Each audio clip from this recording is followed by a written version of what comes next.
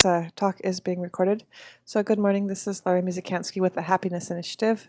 We're a national nonprofit offering the tools and resources based on Bhutan's Gross National Happiness Index to anyone to conduct a subjective measure of well-being, again based on Gross National Happiness Index. These talks are once a month, and they stem from a conference that was held last year of the United Nations, convened by the Prime Minister of Bhutan and the Secretary General of the United Nations, to essentially launch a well-being and happiness movement. Richard Heinberg was at that meeting, as was I, and about 800 other people varying from levels of the president of Costa Rica to what I call as a sort of nonprofit nuts, which is myself. So very, very happy to have Richard, who I've been a long time admirer of. On today's webinar, you can learn about other webinars on our website at happycounts.org/talks/. In the meantime, I'm going to talk a little bit about the logistics for the webinars. Richard will speak for about a half an hour to 40 minutes. He'll be using a presentation which you'll be able to see. I'm going to change the screen over to his screen shortly. And then there'll be question and answer for about 20 minutes after that, 20 to 30 minutes, depending on the length of his talk. And then we'll conclude by wrapping it up.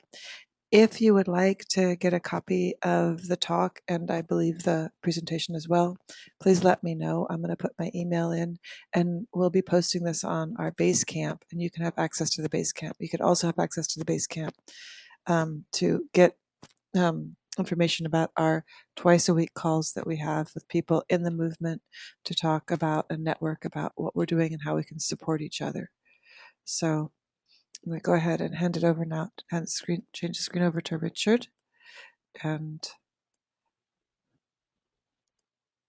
Richard, you there? Yes. Great. Good. Okay. I'm trusting that folks can hear me now and see the screen. What's on the screen is the cover of my book, The End of Growth, and what I'll be talking about for the next 30 minutes or so is really based on the content of that book. What I'm hoping to do is to convey to y'all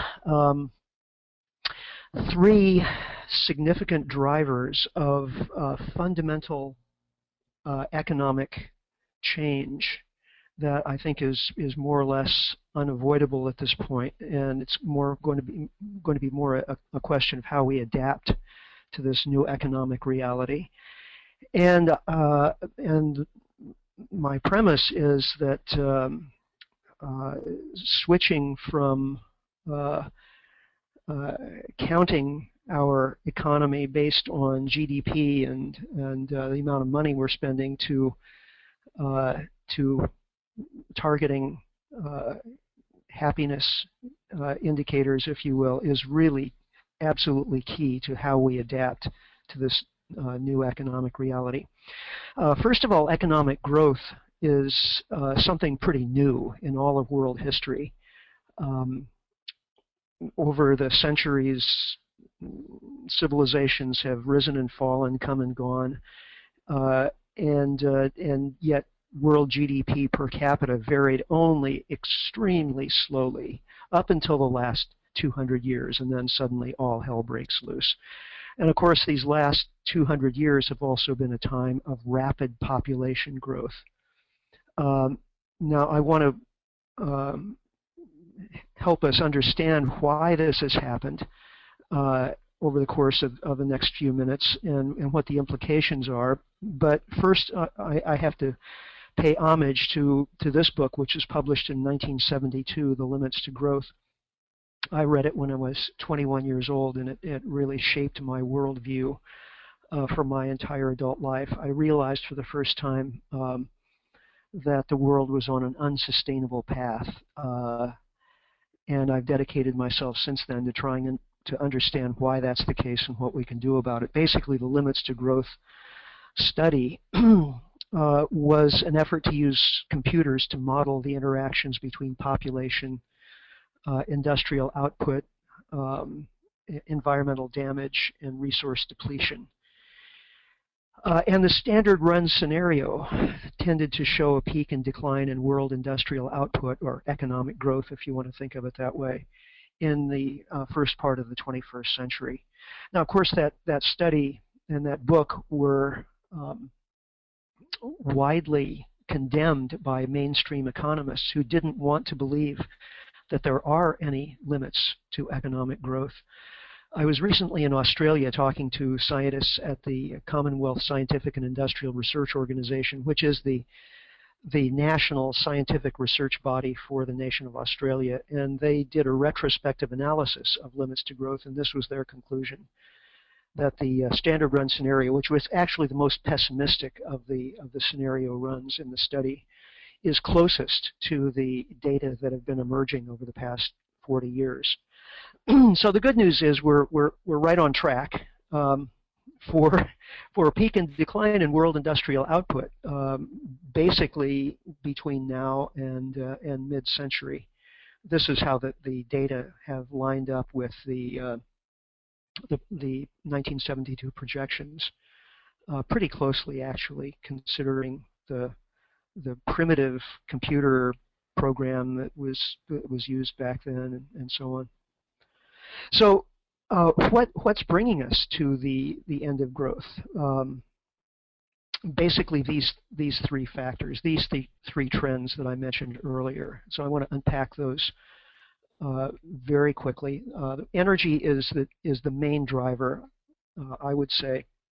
And that's because energy is really behind everything. It was energy that drove the Industrial Revolution in the first place. We have been using energy, obviously, from time immemorial, but in the form mostly of renewable biomass and muscle power. And what was different about the fossil-fueled Industrial Revolution was that we gained access to stored sunlight energy that had been concentrated by nature's processes and work over the course of tens of millions of years. There's never been anything like fossil fuels before in all of human history. If you think about maybe a time when you've had to push your car off to the side of the road running out of gas or something like that, you know it's hard work. A car is a big, heavy thing. Well, imagine pushing your car like 20 or 30 miles. How much work is that? Well, it's the equivalent of maybe 6 or 8 weeks of hard human labor. That's a lot of muscle power. But we get that done for us, pushing our car 20 or 30 miles with a single gallon of gasoline, for which we're paying $3.50, $4, depending on what part of the country you're living in. That's incredibly cheap energy. Think, 6 or 8 weeks of hard labor, energy equivalent for $3 or $4. You can't get labor that cheap anywhere. And that's, of course, why we have mechanized every process of production and transport that we possibly could over the past century. Oil is the most important of the fossil fuels from an economic standpoint because it provides almost all our transport energy, and transportation is at the core of trade. So the economy really is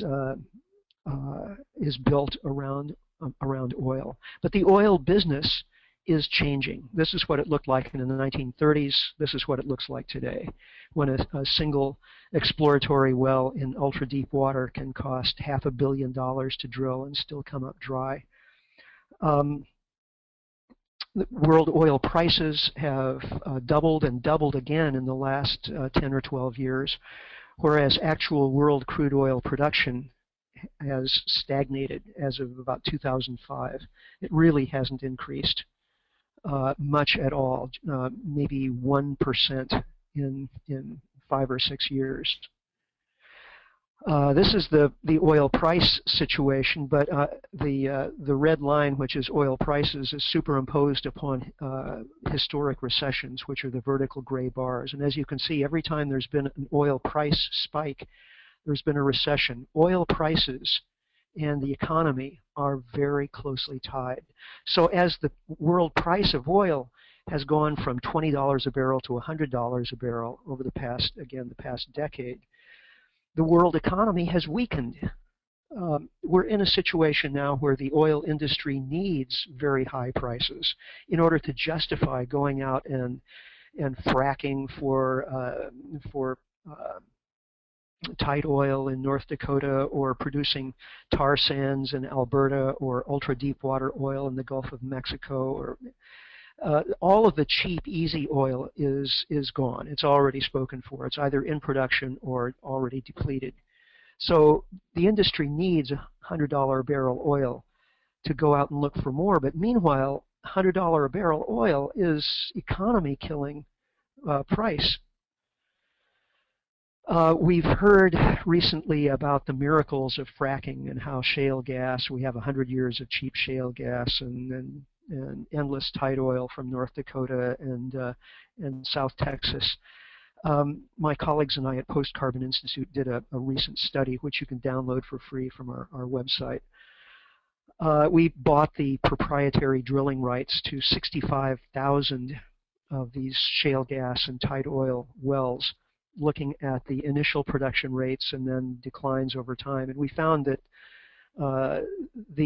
because the rocks are so impermeable, even with fracking, the rate of production from those wells declines very, very rapidly, as much as 60 to 80% in the first year, which means that they have to keep drilling and drilling and drilling in order to keep production flat or growing. So our analysis indicates there's nothing like 100 years of shale gas, and within the next few years we'll start to see a change in the production trend in those fields from increasing production to stagnating to declining. And we're not talking about decades from now, but years from now. The tar sands up in Alberta, here's part of the implication of this. As we go to lower and lower grade hydrocarbon fuels, as we deplete the cheap, easy stuff and go to lower grades of fuels, the environmental costs and risks ramp up astronomically. The tar sands are a low-grade energy resource. The energy returned on the energy that's invested in producing them is about 5 to 1. Now that may sound pretty good. I mean, if you had a financial investment that gave you a 5 to 1 return, hey, you'd be pretty happy. But you know, the society invests energy in a lot of things: education, healthcare, transportation, you know, all the rest. All of those things use energy. So the energy that we invest in getting energy, whether it's coal mining or getting oil or building solar panels, that energy has to produce an enormous return, well over 5 to 1, well over 10 to 1, in order to make society work. So the only reasons tar sands works from an economic and energy standpoint is because we're subsidizing it with both with energy from natural gas, which just happens to be cheaper. It's an energy arbitrage. We're turning high quality energy from natural gas into low quality energy from tar sands. But we do that because the liquid fuel happens to be more expensive right now. It's a form of energy arbitrage. Enough said. This diagram right here is worth a few minutes of meditation. We're not going to spend that long on it, but the resource pyramid applies in all situations where we're extracting non-renewable resources. The conventional resources at the top of the pyramid. Then as you go further down into the pyramid, you get to the unconventional lower grade resources that take more effort to produce. And if we're talking about energy resources like oil and coal, you get into resources that actually require more energy to extract than you'll get from burning them. So even though there are enormous amounts of oil, coal, and natural gas left in the Earth's crust, a lot of that stuff is never going to be produced because it'll just take too much energy to get it out of the ground. Doesn't even matter how high prices go. And we're approaching those. We're approaching that cutoff point in the case of some resources. I mentioned tar sands earlier, but that's the general trend in terms of energy resource extraction. And this has enormous implications for the economy, because once again, our economy is built on cheap energy from fossil fuels. we don't have 250 years worth of coal. Again, there have been recent studies. I wrote a book on this subject a couple of years ago called Blackout, citing how total energy produced, U.S. coal peaked back all the way back in 1998. It's all about China now. China is using half the world's coal and running through their coal supplies very, very quickly. China is starting to import coal now from Australia, Indonesia. It wants to import coal from the U.S., but of course that would be a very stupid idea for the U.S. because from many standpoints, climate first of all, but also just from the standpoint of domestic energy supplies, U.S. coal production is going to peak probably around 2030, between 2030 and 2040, something like that. So rather than having 100, 200 years of coal, we really need to think of getting off of coal as quickly as we can, both for economic reasons and also for environmental reasons. Most of the alternatives that have been proposed are lacking in one way or another. Biofuels are a complete failure. Nuclear just is too expensive. The global nuclear industry is basically moribund. It's not going anywhere. Old nuclear power plants are being retired as fast as new ones are being built, and frankly, most of the power plants are a disaster anyway, waiting to happen. So what's left? Conventional solar and wind.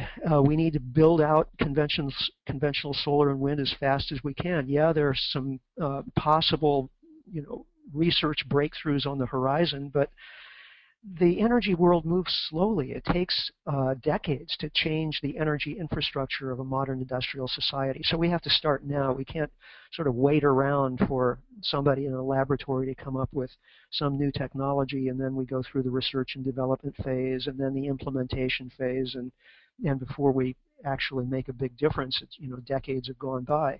We don't have decades. And the other thing we have to do is dramatically conserve energy. Nobody wants to talk about that. We are not going to have as much energy in the future as we have had in recent years. Certainly our energy future is not going to look like the 20th century when we had growing amounts of energy and cheap energy from year to year. We're going to have less and less energy as time goes on, and that means a major drag on the economy. This was a study that we published. Again, it's a free download from the Post Carbon Institute, postcarbon.org website. It's about an 80-page study looking at whether alternative energy sources can replace fossil fuels and maintain economic growth. Our conclusion was that's very unlikely. Okay, that's one big trend that's going on in the world, and it's very poorly understood. Another big trend has to do with debt. And to understand debt, we have to bring in energy, because the two are tied at the hip.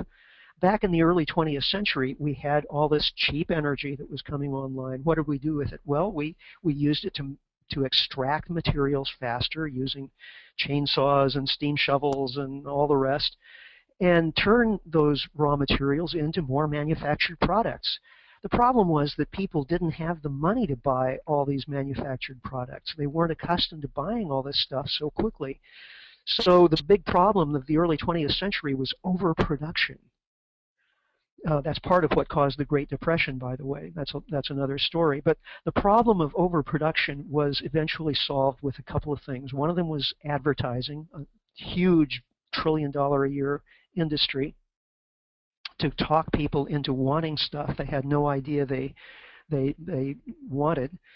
The other solution was consumer credit, making it easier for people to go into debt to buy stuff that they now wanted but couldn't afford. And so the consumer credit industry has grown really from the beginning of the automobile industry. There's a reason I've shown auto ads. These are big ticket items that most times people can't afford to pay cash for. So that's really where consumer credit got started, was with the car industry. But it's grown, with credit cards and home mortgages and student loans and all the rest. Here's an important paper by an economist named Robert Gordon. It's being discussed by economists all over the planet. published just last year called "Is U.S. Economic Growth Over?" His thesis is that there have been three fundamental periods of economic growth since the Industrial Revolution. The first was fueled mostly by coal, characterized by the introduction of railroads and steamships and so on. The second period of economic growth started in the early 20th century, characterized by oil, automobiles, highways, and also electrification, because that happened about the same time, bringing electricity into people's homes and throughout cities and towns. The third period of economic growth started when the second period began to kind of wind down. The third period of economic growth was characterized by computers, starting in the 1980s. Computers, then the internet, and the whole handheld device revolution that's still going on. And he shows with very clear data that it was the second period, the one characterized by automobiles, oil, and electrification, that brought by far the lion's share of economic growth. And what he argues in this paper is that this is evidence that while technology does drive economic growth, certain kinds of technological change have brought much more economic growth than others. And it's not only technology, it's also energy. So even though, yes, we're inventing all kinds of cool new things, and there's no sign that innovation is going away, that doesn't necessarily mean that the economy is going to grow as a result. The 1980s were a turning point, not only from the standpoint of the sort of tapering off of that second period of economic growth, but also these other trends started. Globalization. So American factory workers were suddenly in competition with factory workers on the other side of the planet.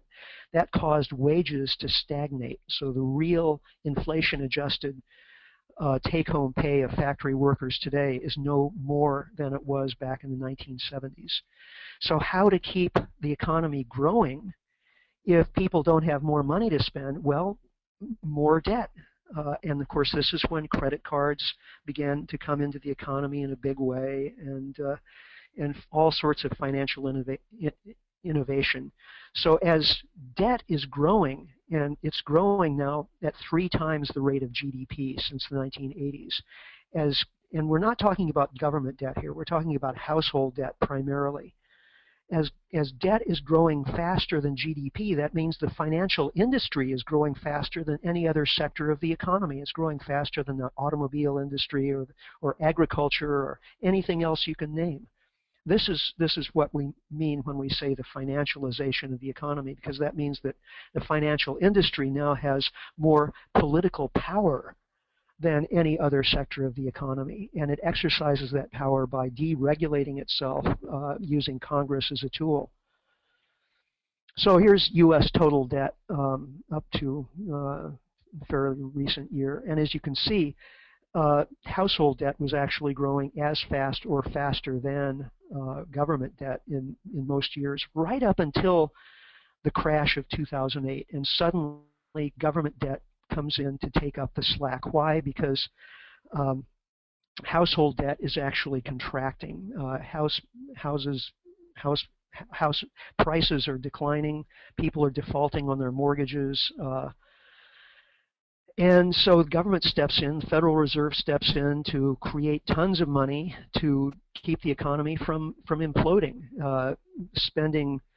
The government's been deficit spending at a rate of $100 billion a month, more or less, for the last several years, racking up $1 trillion a year in more government debt. Of course, this can go on for a while, but it can't go on forever.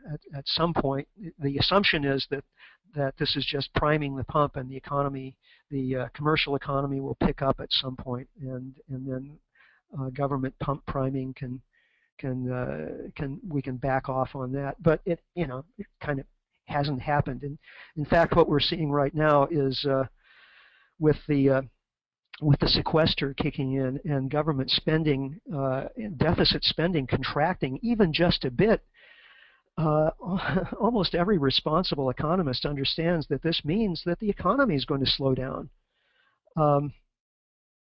So, we can't continue to use debt to make the economy grow. It's as simple as that. We've gotten to the end of that path. The third big trend, of course, is climate change, and I'm not going to talk as much about that because hopefully everybody understands the basics. We've decided collectively at the UN that 2 degrees Celsius total warming is what's the maximum of what's safe, and that's our target. But all the indications are we're going to blow right past that. And even with 1 degree of warming, which is what we've already seen, we're seeing record droughts and floods and weather events. The North Polar ice cap is melting and will probably be gone in summer months within even perhaps a few years, but certainly a few decades.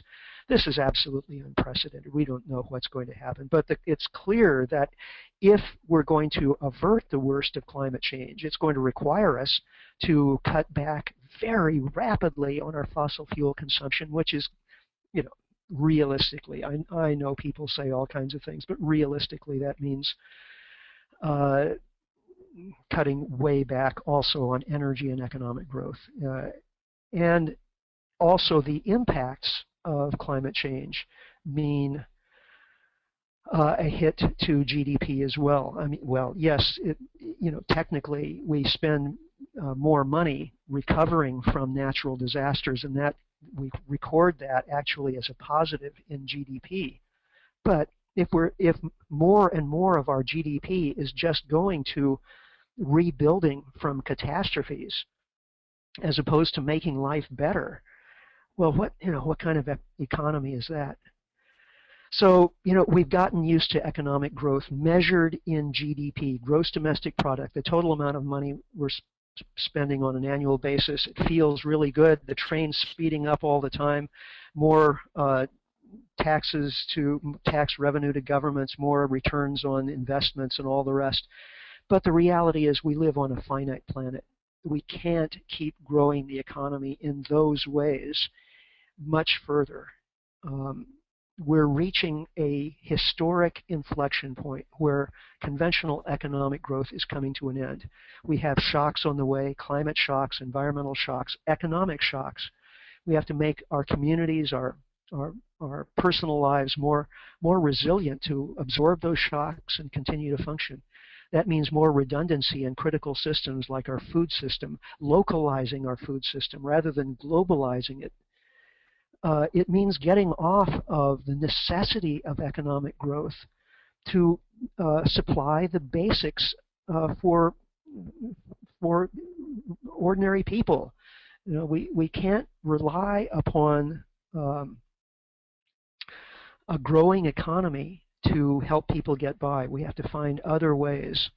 That starts, of course, with getting off of GDP as a measure and target of economic well-being.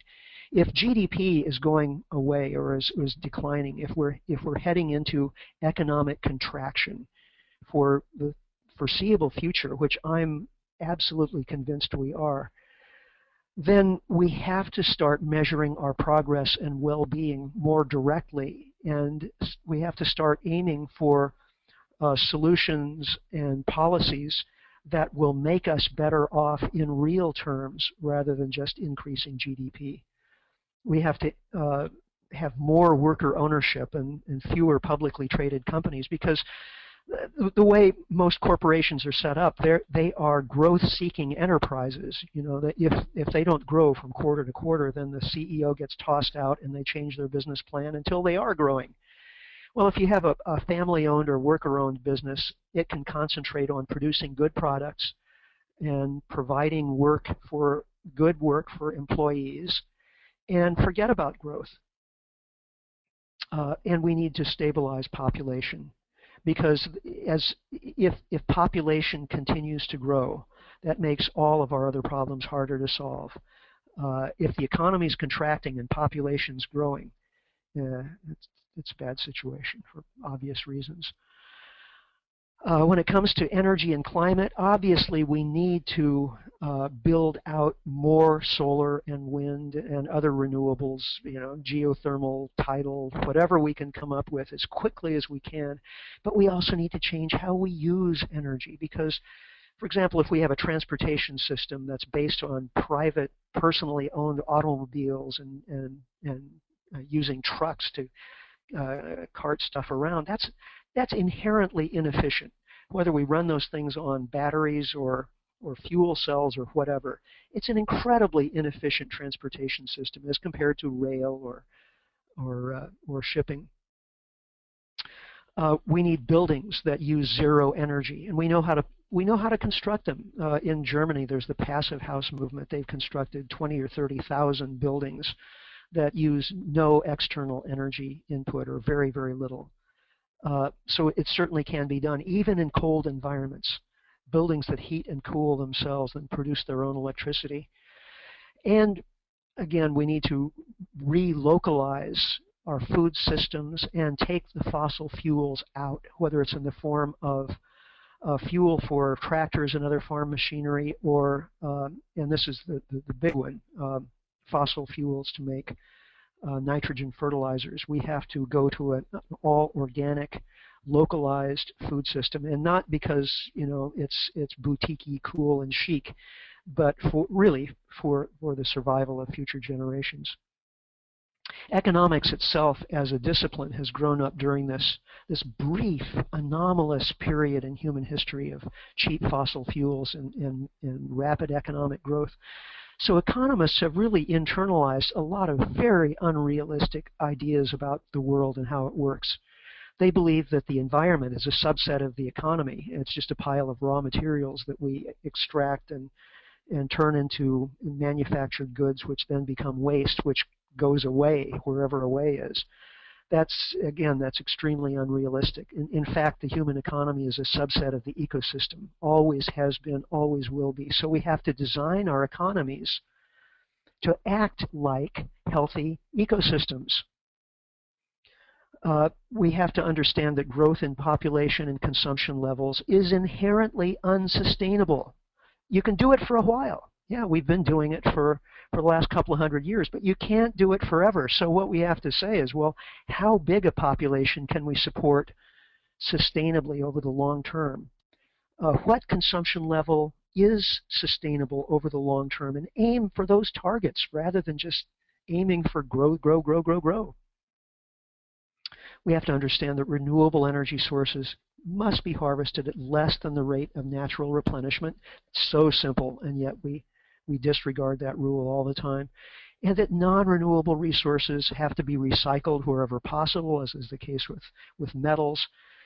And if we're talking about ones that are just used up once and for all, like fossil fuels, well, we just have to stop using them, stop taking them out of the ground. It's as simple as that. As we do all these things, we will be experiencing a different kind of economy, an economy that instead of constantly expanding is one that will actually be, when you look at it in total, getting smaller. So as that happens, it's important that we focus on what's not peaking. We talk about peak oil or peak coal or all of these things. Well, there are some things that we can have more of, like community and intergenerational solidarity, cooperation. And if we focus on these things and foster them systematically and with policy, then we can experience a more fulfilling way of life even as we consume less. I like to call attention to the Transition Town movement because it's a grassroots effort to do exactly what we're talking about. It's not waiting for the United Nations or the U.S. federal government or even the town council to implement some kind of policy. It's saying, okay, what can you and I as citizens do right now to create a fossil fuel-free, more resilient, more localized economy that makes us happier? Life can be better without fossil fuels. Well, is that true or not? Well, let's find out.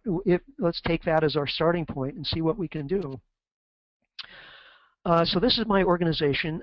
We have a couple of websites, postcarbon.org I mentioned, but also resilience.org is kind of our more public website, and I'd recommend it to everybody because it is so informative. It's updated on a daily basis with articles and news and all kinds of information to bring together the local food movement and the new economy movement, the happiness movement, alternative energy, everything. It's all there on one front page. We publish books that are community resilience guides that are like how-to manuals. Okay, you want to localize your economy. You want to build local renewable power. You want to relocalize your food system. Well, this is how to do it with stories of communities where this stuff is already successfully happening and things to do, things not to do. So we are trying to provide as much information to folks as we can, but ultimately it's really up to us. This is our website for information about what's actually happening with fracking, shale gas, and tight oil. And it's extremely useful information based on two important reports that we recently produced. And I'm working on a new book on fracking, and if you want to find out about that, you can just go to that website there, and you can even help edit the draft chapters as I produce them, and be part of the production process for the book. And that's my chicken Buffy there in the corner. We also recently published this big coffee table book called Energy, Overdevelopment, and Delusion of Endless Growth. And it's an effort to bring energy literacy to the masses. It's an object you just can't ignore when you see it. It's full of huge photographs of what it actually means to produce energy on the scale that we're currently using it, and has articles by everybody from Bill McKibben to names are escaping me right now, but all sorts of people who are key to understanding our energy situation and our energy future. So that's it. That's my spiel. Those are the three big trends and what we can do about them. Great, thank you so much, Richard. So this is the part where we have question and answer, and there's a couple of ways that you can ask a question. In your control panel, you'll see where there's a section that says questions, and you can ask that question, and I will moderate that.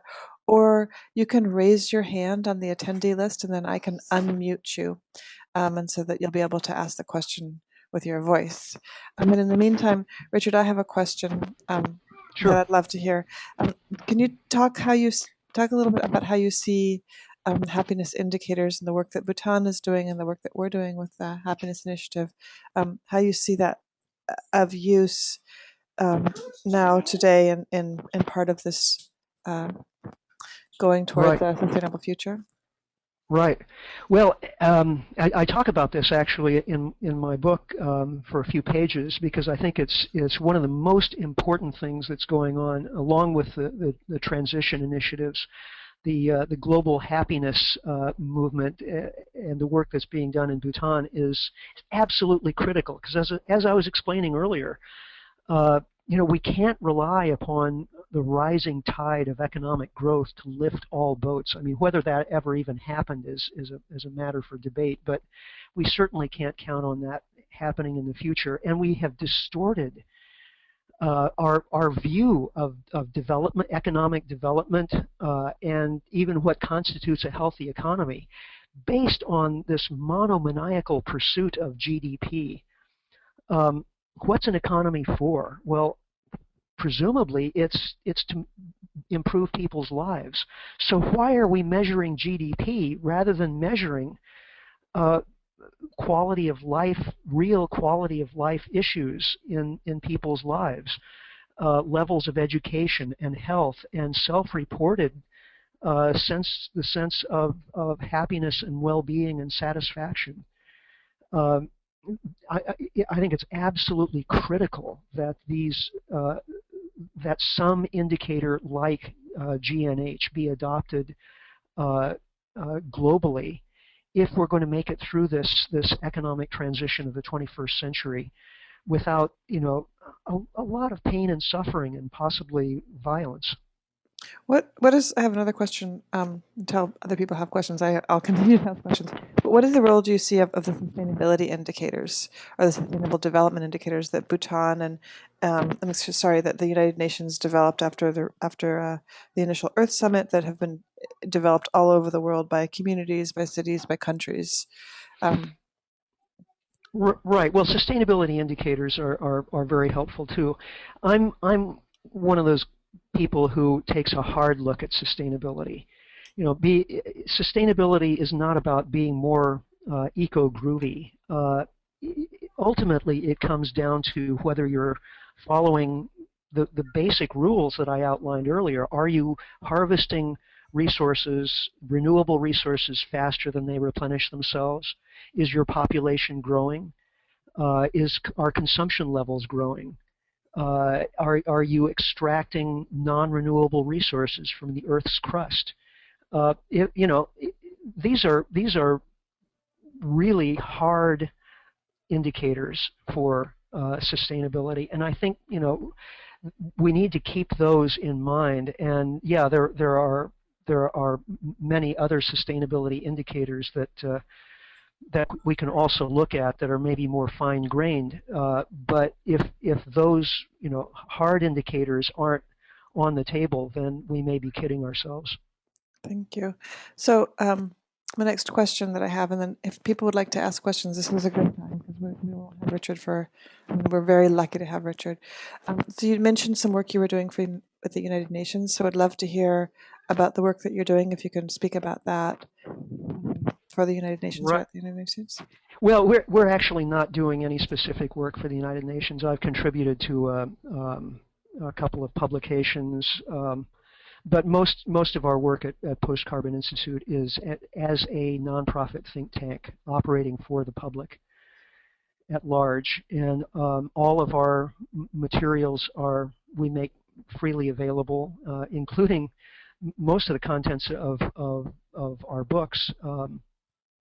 So if you go to our postcarbon.org website, look under reports and publications, there's just an immense wealth of publications on a whole range of subjects, because we're looking at everything that is an issue related to the 21st century transition from a fossil fuel-based, growth-based economy to a steady state post-fossil fuel economy. And it's hard to think of anything that isn't impacted along the way. So we have publications related to the food system, to public health, water, on and on. One of our publications actually is called the Post Carbon Reader, and it's being used in sustainability classes at colleges and universities around the country. So that's the bulk of our work. Great. So what of the work that you've been doing recently, or what's most exciting to you in terms of looking towards a future, an optimistic future? Because I know some of this work, I've been working in the sustainability field for about 12 years now, but it can get rather dreary. Right. So what is exciting to you? Yeah. Well, of course, what's exciting is to see communities that are actually turning the corner, becoming more resilient and sustainable. I'm speaking to you from my home in Sonoma County in Northern California, and here in Sonoma County there are I think 3 or 4 transition initiatives that are getting going. There's also a local climate protection campaign. There's an effort to create a local community power co-op, so that the commercial power distributor of Pacific Gas and Electric, PG&E, will no longer be making our energy choices for us, and there's a very real possibility that that Sonoma County could become an all renewable electricity county as a result of that. So, in the big scheme of things, these may seem like small victories. I mean, we're not talking about reforming Congress and all of, obviously that needs to happen, but it's a big job. But I think in many cases this is going to be a town by town, county by county, nation by nation process, and big political entities like the U.S. federal government may be at the trailing end of change rather than leading the change. Right. I want to add to that. Chime in there. I got the pleasure and honor of visiting Lopez Island Community Land Trust, where they have sweat equity houses that are owned by low-income people on Lopez Island that are zero. No, they're passive houses, so they're net energy zero. They are very tied to community agriculture. Right. In fact, all the houses have agriculture between them, shared gardens, shared library, shared laundry. And I love this part. They have a grain community supported agriculture, a shared grainer, shared mill, and a seed library. So, Laura, it's really hard to hear you. I don't know if it's your microphone or your connection or okay. what, but you're going in and out. Oh, okay. I'm sorry about that. So I just wanted, I'm sorry, I was trying to chime in there about how they're doing in Lopez Island. They have community-supported agriculture around a grain, and they also had a seed library, which I thought was very forward thinking. Is that better, Richard? Can you hear me better? It's louder, but it also sounds like the microphone is scraping against something. I'm not sure what. Sorry, apologies for this then. So I hope people are hearing that they can ask questions now by raising your hand or putting questions in the question box. Could you hear me with that, Richard? Yeah, that was better. Thanks. Okay. All right. I'm sorry about the sound it's okay. interruption. I just want to make sure everybody can hear. Yeah. So we'll go ahead and wait another moment for people to ask questions if they'd like to. And you can ask questions by raising your hand or putting questions in the question box, either way. So I just want to talk a little bit about the presentations that we've been doing. We've been doing these for a year now, so thank you so much, Richard, for essentially this is our first anniversary of presentations. Our next presentation will be in May. It will be by LaToya, who went over and studied Bhutan and is doing her thesis on Bhutan. You'll find that at happycounts.org/talks. I do want to mention that these talks, they're free. However, they do cost us money, and we are a non-funded nonprofit. So any kind of donation that we can get to keep these going will be much appreciated, as we'll have to make that decision quite soon, whether or not to keep these going. So we do have a question from Rich Roger. Where do you see the fastest progress on climate change? Government or financial corporations discovering it's too expensive to not address climate change? So the question is, where do you see the fastest progress on climate change? Oh. Well, depends on where you look. I mean, some countries are moving much faster than others. There are efforts within a number of industries to bring on energy efficiency and reduce fossil fuel dependency, and it's happening in individual, towns and cities with things like the transition initiatives. So it's hard to answer that question with a sort of general statement,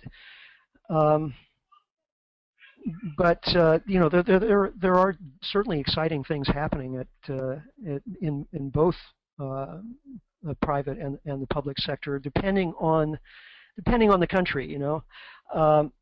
Sometimes some countries are going in both directions as fast as they can. I'm thinking of China right now, which is becoming the world's leader on renewables, solar and wind primarily, but at the same time is also the world's leader in burning coal.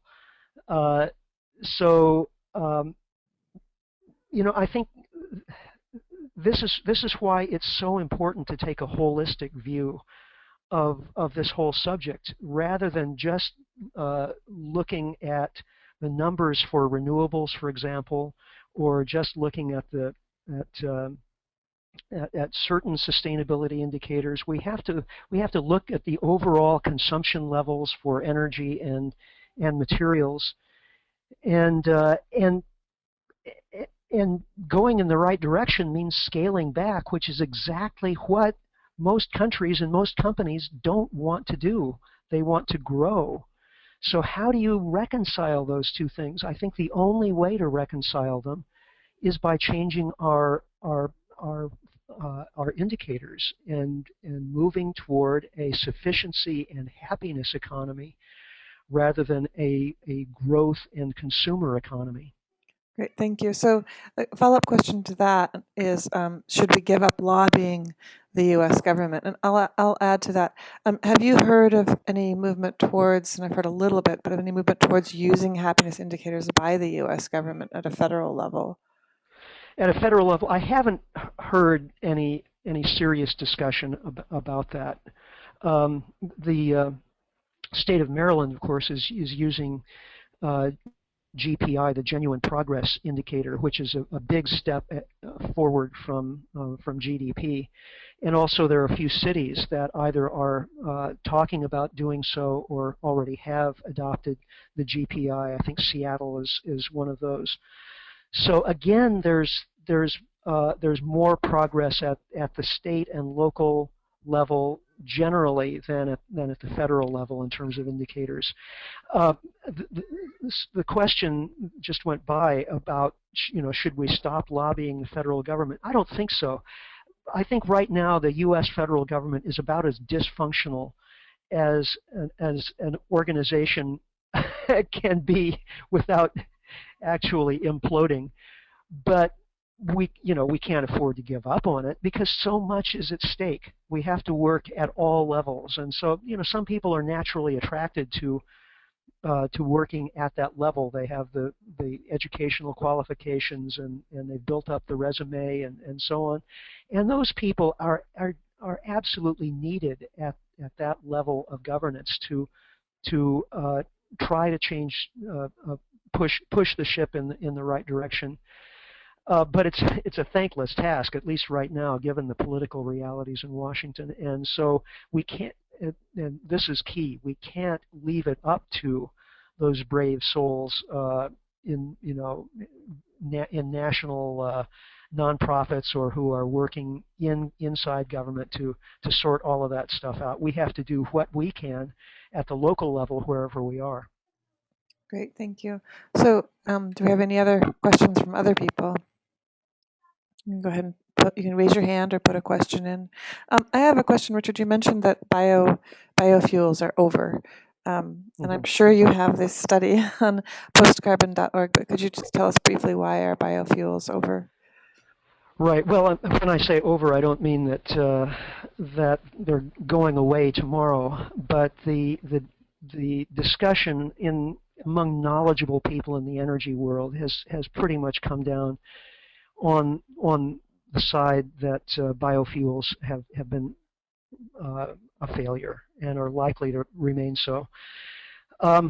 With corn-based ethanol, of course, we're in a situation where we're burning food as fuel, and doing so in a way that's really stupid from an energy standpoint. It takes almost as much energy to grow the corn, to transport the corn to the place where we're making the ethanol, and then to cook the corn and produce the ethanol. It takes almost as much energy to do all those things as you'll get from burning the ethanol. So from an energy standpoint, there's almost no benefit. But from an environmental standpoint, I mean, what you're growing all of that corn and using all of that nitrogen fertilizer and all of this.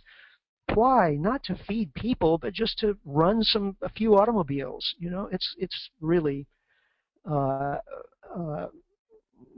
not a smart thing to do. Okay, so what about second generation biofuels? What about switchgrass and all of that? What about sugarcane? What about algae to biofuels?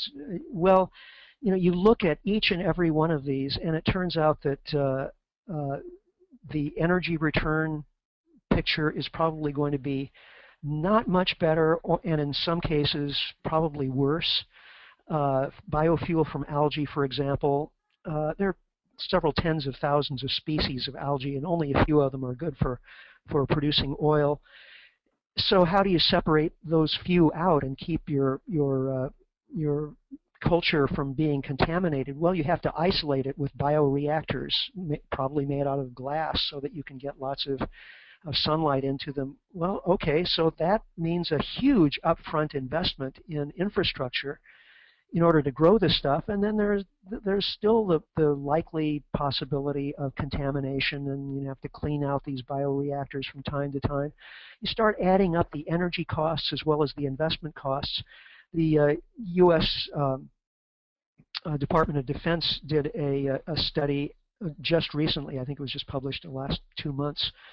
And they found that, they've been hoping for biofuels as a solution to their energy problems for running ships and airplanes, because they know that oil is going to be getting more expensive and scarce as time goes on. So they've been thinking, well, how about energy from biofuels and algae? And their study showed that, their algae-based biofuel for running jet fighters is probably going to cost about $25 a gallon. So yeah, there's no solution here. Okay, great, thank you.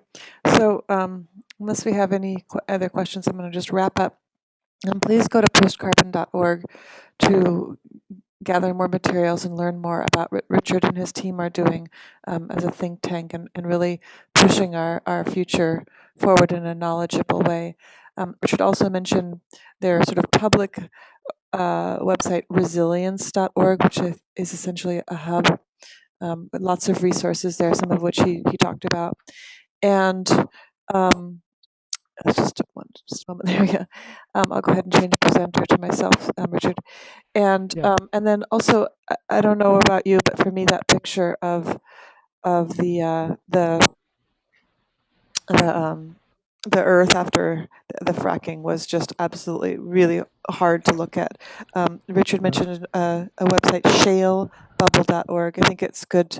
I personally will be putting this up on my social media so that people can have access to this to see what's happening. I think those visuals are really important. So thank you so much, Richard. It was really an honor to have you. I really do admire you and have been a long time admirer. This is part of monthly talks, online talks offered through the Happiness Initiative that got their genesis at the United Nations meeting last year, where we were tasked to launch a global happiness and well-being movement at a grassroots level. Our organization, the Happiness Initiative at happycounts.org, offers the tools and resources so that anybody can start measuring happiness using that subjective measure of well-being based on Bhutan's gross national happiness. It's called the Gross National Happiness Index. And if you take the survey, you can also get your own self-assessment of your own personal well-being along those domains of happiness. And you can also use a unique code so that you can get an assessment at a group level.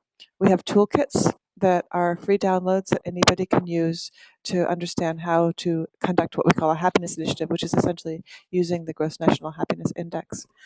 Very last, these talks, while they're free, we are unfortunately, sadly, they're not a funded organization through a foundation. We rely on donations, so we will be making the decision of whether or not to continue with these based on the amount of money that comes in.